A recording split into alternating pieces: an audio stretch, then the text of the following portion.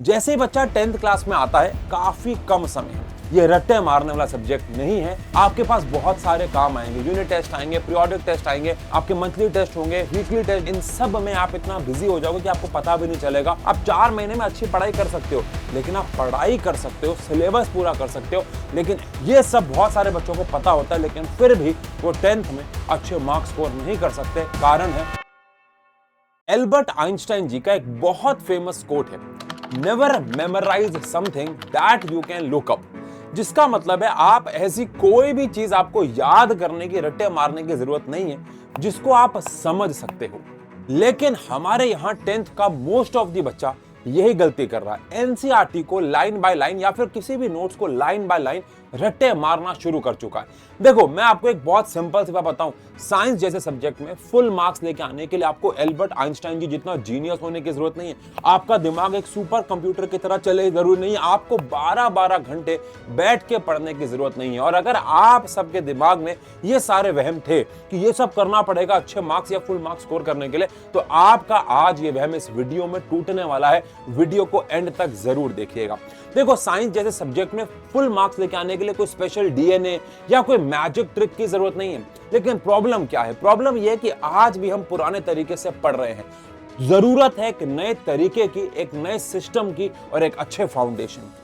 90% बच्चों की दिक्कत यही है कि वो आज भी पुराने तरीके से पढ़ रहे हैं, डेफिनेशंस को याद कर रहे हैं और एग्जाम में आ रहे हैं कॉम्पिटेंसी बेस्ड क्वेश्चन। सवाल कोई भी सीधा नहीं पूछा जा रहा, सारे घुमा फिरा के, जिसकी वजह से एग्जाम डे पे वो बच्चे जाके ब्लैंक हो जाते हैं।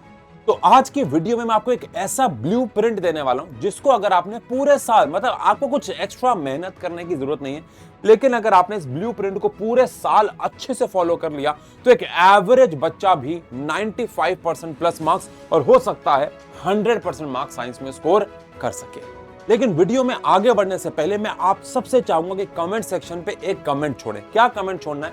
लिखना है इन्वर्टेड कॉमास में आई एम जीनियस। देखो, यहां से कमिटमेंट शुरू होगी। अगर आप अपने आप को जीनियस मानोगे, अगर आप अपने आप को बाकियों से बेहतर मानोगे, वहीं से रियल प्रोग्रेस शुरू होती है। अगर आप अपने आप पे ट्रस्ट नहीं करोगे तो कुछ नहीं। तो सबसे पहले, आगे बढ़ने से पहले आपको लिखना है आई एम जीनियस। अब वीडियो को शुरू करते हैं और वीडियो के शुरुआत में सबसे पहले जानेंगे what is the real problem, यानी एक्चुअल प्रॉब्लम हमारे साथ है क्या। यानी हम अगर देखो, रियल प्रॉब्लम पे सबसे पहले हम लोग काम करेंगे।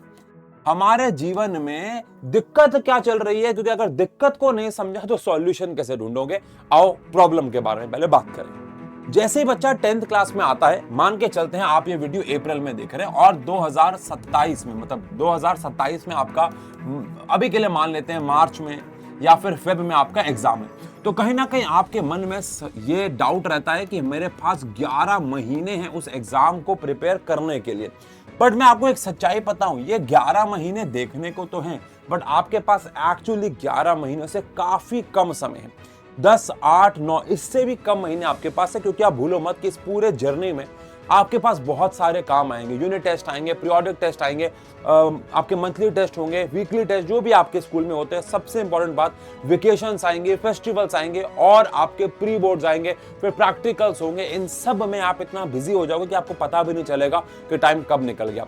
पहली बात। दूसरी बात, मोस्टली बच्चे, 90% बच्चे इस ट्रैप में फंस जाते हैं कि बस बहुत टाइम है और मैं लास्ट के 4 महीने में भी अच्छी पढ़ाई कर सकता हूं। मैं मना नहीं करूंगा, आप 4 महीने में अच्छी पढ़ाई कर सकते हो, लेकिन आप पढ़ाई कर सकते हो, सिलेबस पूरा कर सकते हो, लेकिन एग्जाम को टारगेट, एग्जाम की तैयारी अब 4 महीने में नहीं होने वाली, लास्ट के 3 महीने में नहीं होने वाले। क्यों? क्योंकि एग्जाम पैटर्न बदलता जा रहा है। कॉम्पिटेंसी बेस्ड क्वेश्चन अगर आपको अटेम्प्ट करने हैं पेपर में अच्छे से, उसको पूरा निचोड़ के आना है, तो आपको डे 1 से मेहनत करना शुरू करना होगा। मैं ये नहीं कह रहा कि डे 1 से गधे घोड़ों की तरह लगना होगा, नहीं, लेकिन आपको अपने जीवन में उस पैटर्न को उतारना होगा। दैट इज वाई आपको डे 1 से, जैसे स्कूल में पढ़ाई शुरू हो रही है, पेड बैच में, ट्यूशन में, कहीं पढ़ाई शुरू हो रही है, आपको भी अपने लेवल पे करना शुरू करना है। अगर ये सिस्टम आप डे 1 से नहीं बना सकते तो मैं बताता हूं इसके लिए क्या करें।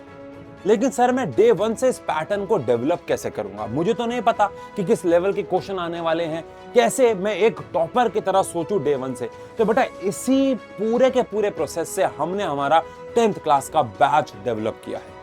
अब ऐसा नहीं है कि मैं अपना बैच ही प्रमोट करने आया हूं, लेकिन मुझे अपने बैच के बारे में 2 मिनट बताने का आपको बहुत जरूरी मन है, बिकॉज ये इस वीडियो का पार्ट है।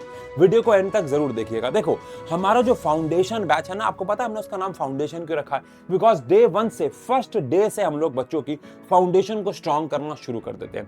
दूसरे तीसरे लेक्चर से ही हम लोग कॉम्पिटेंसी बेस्ड क्वेश्चन करना शुरू कर देते हैं। टॉपर कैसे आंसर को लिखता है इसके ऊपर बात करना शुरू कर देते हैं, और एक टॉपर अपने जीवन को कैसे जीता है, कैसे वो मस्ती भी करता है, पढ़ाई भी करता है, अपने जीवन में सब कुछ कर रहा है, फिर भी अच्छे मार्क्स आए। लेकिन आप गधे घोड़ों की तरह पढ़ते रहते हो, लेकिन फिर भी नंबर नहीं आते। क्यों? क्योंकि प्रोसेस में कमी है। अब सोचो, अगर आपको एक सही प्रोसेस और एक सही गाइडेंस के साथ math, science, English, SST, Hindi, सारे सब्जेक्ट्स को रोज लाइव आके पढ़ाया जाए, वो भी 1000-1200 रुपए से कम में, मतलब आपको मुझे 1000-1200 रुपए देने हैं सिर्फ, और आपको पूरे साल सारे टीचर, मैं आपको साइंस आके पढ़ाऊंगा, उशांत सर, मैं श्रीमा, एसएसटी, सारे टीचर आपको लाइव आके पढ़ाएंगे। तो इससे ज्यादा आपको क्या चाहिए? और अगर आप इस वीडियो से हमारे साइंस एंड फन के फाउंडेशन बैच को परचेज करते हैं, जिसका लिंक डिस्क्रिप्शन में है, तो आप SNF10 कूपन कोड लगा के उस प्राइस पे और डिस्काउंट ऑब्टेन कर सकते हैं। यानी वैसे ही वो बैच बहुत सस्ता है, लेकिन और ज्यादा डिस्काउंट मिलेगा अगर आप SNF10 कूपन कोड लगाएंगे। बाकी आओ चलते हैं वीडियो में आगे। अब अगर सबसे इंपॉर्टेंट पॉइंट की बात करें कि अगर आपको साइंस में विजयी हासिल करनी है, तो सबसे पहले तो आपको यह मानना होगा कि जो हमारी साइंस है वो अब एक सिर्फ साइंस नहीं है, अब वो 3 सब्जेक्ट्स में डिवाइड हो चुकी है, फिजिक्स, केमिस्ट्री और बायोलॉजी। यानी अब आपको यह मानकर चलना है कि मैं एक सब्जेक्ट नहीं 3 सब्जेक्ट्स पढ़ रहा हूं। मैं आपको इसका कारण दूंगा क्यों। ऑल्दो आप में से बहुत सारे बच्चों के स्कूल्स में फिजिक्स, केमिस्ट्री, बायो को अलग अलग सब्जेक्ट ही माना जाता होगा, हो सकता है अलग अलग टीचर भी पढ़ाते हो, लेकिन आज भी बहुत सारे स्कूल्स में फिजिक्स, केमिस्ट्री, बायो को डिवाइड नहीं किया गया। अभी भी उसे एक सिंगल सब्जेक्ट की तरह ही आपके सामने रखा जा रहा है, और तीनों को पढ़ने का तरीका आपका और पढ़ाने वालों का सेम है। ऐसा कैसे हो सकता है कि भाई मैं फिजिक्स को भी सेम पैटर्न से पढ़ रहा हूं, केमिस्ट्री को भी सेम पैटर्न से पढ़ रहा हूं और बायोलॉजी को भी सेम पैटर्न से पढ़ रहा हूं? इनको मिक्स कर दिया गया, जिसकी वजह से आप तीनों ही सब्जेक्ट्स की अंडरस्टैंडिंग ले नहीं पाए हो। और अगर आप 10th के बाद साइंस लेने वाले हो, तो ये तो एक बहुत बड़ा ब्लंडर है, क्योंकि आपके 10th से 11th में जाते ही तीनों सब्जेक्ट बहुत वाइड और वास्ट, और तीनों के सोचने का तरीका बेइंतहा तरीके से बदलने वाला है। तो इसीलिए ये 10th में भी आपकी हेल्प करेगा और आगे आने वाले सालों में भी। तो सबसे पहले तो समझते हैं कि फिजिक्स, केमिस्ट्री और बायो अलग अलग कैसे, उनको पढ़ने का तरीका डिफरेंट क्यों होना चाहिए। अब अगर सबसे पहले हम लोग फिजिक्स की बात करें, तो यहाँ पे आप रट्टा ना के बराबर, मैं कहूंगा 0.01% आप रट्टा मारेंगे, मतलब 0.01% रट्टा आपके काम आएगा। बाकी आप समझ रहे 99% से ज्यादा चीजें आपको कंसेप्चुअली समझनी है। यहाँ जो सबसे ज्यादा इंपॉर्टेंट कोर है वो है कि सबसे पहले आप कंसेप्ट बिल्ड करेंगे, उसके बाद आप उसके न्यूमेरिकल्स करेंगे। अब मैं 10th क्लास की अगर बात करूं, तो हमारे पास फिजिक्स के 4 चैप्टर है, जिसमें ह्यूमन आई और magnetic effect of electric current में ज्यादा न्यूमेरिकल नहीं है। ह्यूमन आई में जो भी न्यूमेरिकल है वो लाइट चैप्टर से कनेक्टेड है, और मैग्नेटिक इफेक्ट में जो भी 1-2 न्यूमेरिकल है वो सारे के सारे कनेक्टेड है इलेक्ट्रिसिटी से। तो बेसिकली आपको 2 चैप्टर पे ढंग से कमांड बनानी है, वो है लाइट और इलेक्ट्रिसिटी। कंसेप्ट न्यूमेरिकल, और इनका रेशियो भी कैसा रहता है, आपको 10% कंसेप्ट और 90% न्यूमेरिकल्स करने होते हैं। क्योंकि मैं आपको एक बहुत इंपॉर्टेंट मूल मंत्र दे रहा हूं, अगर आपने 90% न्यूमेरिकल्स किए ना, तो ये जो कंसेप्ट आपने पढ़े वो आपके और स्ट्रांग होते चले जाएंगे। एग्जांपल दे रहा हूं, शायद आप में से बहुत बच्चों को समझ नहीं आएगा, बिकॉज भाई आपने इलेक्ट्रिसिटी चैप्टर पढ़ा नहीं होगा, बट इलेक्ट्रिसिटी में ना टॉपिक आएगा सीरीज एंड पैरेलल सर्किट। बहुत सारे बच्चों को लगता है कि हमने सीरीज और पैरेलल सर्किट 2 लाइनों में पढ़ लिया, समझ में आ गया, लेकिन जब वो जेन्युइनली क्वेश्चन बनाने जाते हैं न्यूमेरिकल, तब उनको असली फील, टच और कंसेप्ट क्लैरिटी के बारे में पता चलता है कि उन्होंने सीरीज पैरेलल तो अभी पढ़ा ही नहीं है ढंग से। सही पता तो क्वेश्चंस करने पे, जब आप इंडिविजुअली पावर निकालोगे, अब डिटेल में नहीं जाऊंगा, बट न्यूमेरिकल्स करना इस चैप्टर की या किसी भी फिजिक्स में सबसे इंपॉर्टेंट पार्ट होगा। ध्यान रहे 10% कंसेप्ट और 90% आपको न्यूमेरिकल्स, और सबसे इंपॉर्टेंट चीज है विजुअलाइजेशन, यानी कि आपको विजुअली चीजों को देखना होगा, समझना होगा, डायग्राम खुद हाथ से बनाने होंगे। अगर कहीं पे लिखा हुआ है कि लाइट रे जा रही है, तो उसको हाथ से लेके जाना होगा, सब कुछ विजुअलाइज करना होगा, तब जाके फिजिक्स आपके दिमाग में बैठेगी। ये रट्टे मारने वाला सब्जेक्ट नहीं है, एटलीस्ट फिजिक्स तो नहीं। अब अगर केमिस्ट्री की बात करें, तो केमिस्ट्री बिल्कुल ही एक अलग खेल है। केमिस्ट्री की दुनिया काफी अलग है। अगर मैं केमिस्ट्री में आपको सबसे पहले एक बात बताऊं, तो केमिस्ट्री में आपके 10th में काफी सारी रिएक्शंस आने वाली हैं। ये 9th से कैसे अलग है, अगर आपने 9th क्लास में अच्छे से केमिस्ट्री पढ़ी है, तो केमिस्ट्री के चारों चैप्टर में आपने कोई रिएक्शंस को याद नहीं किया, लेकिन 10th में आते ही हर एक चैप्टर में रिएक्शंस है। चारों के चारों चैप्टर में आपको काफी सारी रिएक्शंस को याद करना है, फिर आपको कलर चेंज को याद करना है, फिर आपको बैलेंसिंग सीखनी है, और सबसे इंपॉर्टेंट बात, काफी सारे एक्सेप्शनल केसेस हैं। अल्टीमेटली ये वो सारी चीजें हैं जो आपको याद करनी है, यानी कि एक प्रकार से अगर मैं इसके लिए बुरा शब्द बोलूं तो आपको रट्टे मारना है, जो कि फिजिक्स में नहीं था। और ये वो ऐसी चीजें जिनको अगर आपने ढंग से याद नहीं किया, सेग्रीगेट नहीं किया, मैं हमेशा से बोलता हूं इन सारे रिएक्शंस के लिए, इन सारे कलर चेंज के लिए, बैलेंसिंग के लिए तो खैर नहीं, एक्सेप्शनल केसेस के लिए कि सब में तो ये हो रहा है, इसमें ऐसे क्यों नहीं हो रहा है, एक सेपरेट कॉपी बना लेनी होती है और उस सेपरेट कॉपी में सारी चीजें लिखनी होती हैं। और जब आपको टाइम मिले आपको उसे रिवाइज करना होता है, क्योंकि ये कंसेप्ट की तरह नहीं है कि आपने एक बार पढ़ा, आपके दिमाग में बैठ गया, अब आप क्वेश्चन की प्रैक्टिस कर रहे हो, नहीं, इन्हें आपको टाइम टू टाइम याद करना पड़ेगा। इसके लिए सेपरेट नोटबुक बनाओ जो बहुत हैंडी हो, जिसको आप कहीं भी लेके जा सको। 10 मिनट लगे, बस में बैठे रिवाइज कर लिया, यार एक अच्छा बच्चा यही करता है, समझ रहे हो। चैप्टर के क्वेश्चंस करने से पहले आपने वो हैंडी नोटबुक उठाई और सारे रिएक्शंस को एक बार गो थ्रू कर लिया। ये करना बहुत जरूरी होगा, जो कि फिजिक्स से काफी अलग है, दोनों को आप सेम ट्रीट नहीं कर सकते। और वहीं पे अगर अब हम बायोलॉजी की बात करें तो बायोलॉजी में मैं ये मानता हूं कि बहुत सारे बच्चों को लगता है कि बायोलॉजी एक रट्टे मारने वाला सब्जेक्ट है, और मैं इसमें कभी भी मना नहीं करता।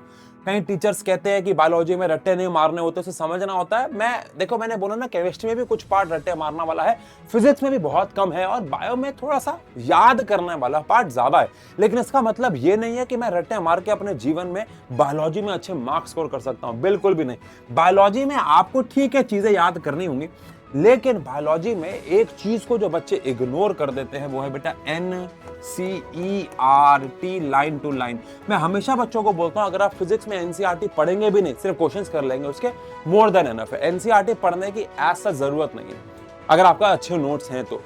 Kind of same goes for chemistry also, पर बायोलॉजी में आपको NCERT की लाइन बाय लाइन, बिकॉज दुनिया के सबसे बेस्ट नोट्स भी अगर आप उठा लोगे ना, उसमें से भी आपने NCERT की एक आध लाइन छोड़ दी होगी, और कभी कभार सवाल वहां से भी आ जाता है। That is why NCERT line by line आपको बायोलॉजी में पढ़नी होती है। सेकंड, आपको डायग्राम्स की प्रैक्टिस यहाँ पे टाइम टू टाइम करनी होती है, और बायोलॉजी को फ्लो चार्ट्स के फॉर्म में आपको पढ़ना बहुत जरूरी है। हम जब बायोलॉजी का चैप्टर हमारे पेड बैच में खत्म करवा देते हैं तो हम हमेशा बायोलॉजी के फ्लो चार्ट्स पे काम करते हैं, ताकि बच्चा जब पूरा चैप्टर पढ़ ले तो उसे एक जगह पे शॉर्ट रिवीजन करने को मिले। हम केमिस्ट्री में पेड बैच के अंदर बिल्कुल ऐसे ही पढ़ाते हैं, और फिजिक्स भी एग्जैक्टली ऐसे ही। मतलब मैं ये चाहूंगा कि मैंने 15, 16, 17 साल से जो सीखा है वो मैं आपको इस वीडियो में बताऊं कि कैसे फिजिक्स, केमिस्ट्री, बायो को पढ़ना है।